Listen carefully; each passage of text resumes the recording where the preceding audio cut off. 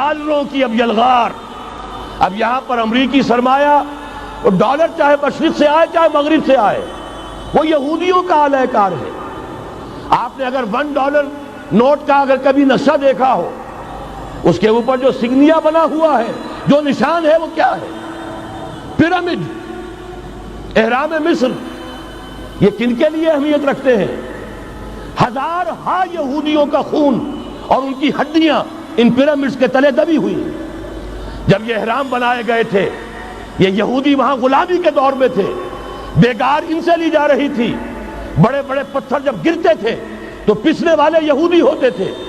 یہ ان کی اپنی جیسے ہولوکاسٹ، جیسے انہوں نے اس کو اپنا سمبل بنایا ہوا ہے، اسی طریقے سے پیرامڈ، مصر کا پیرامڈ، یہ گویا کہ ان کے اس زوال کا ایک نشان ہے. اور اس پر ایک آنکھ بنی ہوئی ہے، ایک آنکھ، کان دجال کی آنکھ، وہ دیکھ رہی ہے. عجیب ہے یہ symbol.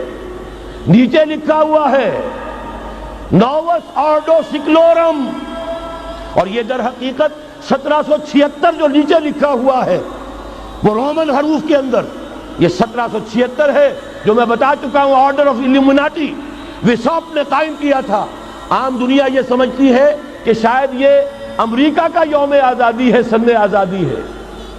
1 May us order of الومناٹی کی تاسیس 1 مئی کو ہوئی ہے. یہ 1 مئی جو منایا جاتا ہے، دھوکہ یہ دیا گیا ہے کہ یہ شکاگو کے جو مزدور ہیں ان کی یادگار ہے. حقیقت میں یہ 1 مئی اور 1776 آرڈر آف دی الومناٹی کی تاسیس کی تاریخ.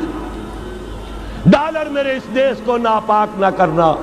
اور میں تو انہیں داد دیتا ہوں، جو کچھ انہوں نے، شاعر کہتے ہیں اس کو جو صاحب شعور ہے، اس صاحب شعور نے جو مشاہدہ کیا ہے کہ ڈالر آئے گا تو کیا آئے گا ہمارے ہاں.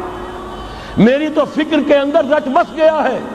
پاکستان کے بارے میں جب کہا تھا، اے آندھیوں سنبھل کے چلو اس دیار میں، امید کے چراغ جلائے ہوئے ہیں ہم.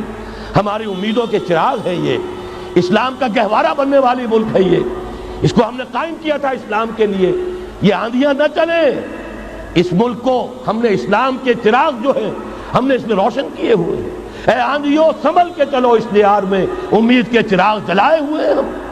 بہرحال یہ تیسرا سیلاب ہے، ننگی سرمایہ داری، جس کی پھر لعنتیں ہوتی ہیں. ایک طرف فقر، ایک طرف احتیاج، ایک طرف بھوک، ایک طرف دولت کے انبار. پہلے بھی ہمارے ہاں فرق کم نہیں ہے، لیکن اب جو ہوگا، اگر یہ بات پوری ہو گئی تو وہ ننگی سرمایہ داری. اور سرمایہ داری ہی در حقیقت یہود کا سب سے بڑا ہتھ کنڈا ہے. یہ بینکنگ کا نظام، یہ سارا کا سارا سودی نظام، یہ IMF، یہ ورلڈ بینک، یہی تو ان کے سب سے بڑے ادارے ہیں.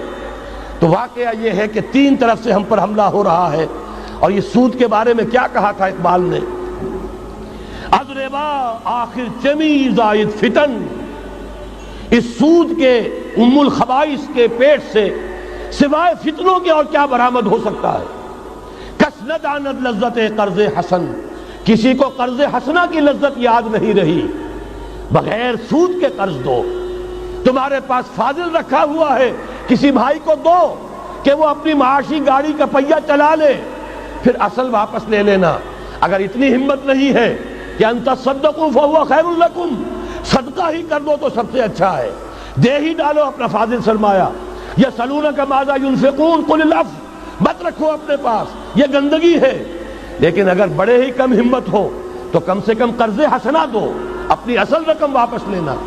کس نہ دانت لذت قرض حسن. از ربا جاں تیرا دل چوں خشت و سنگ.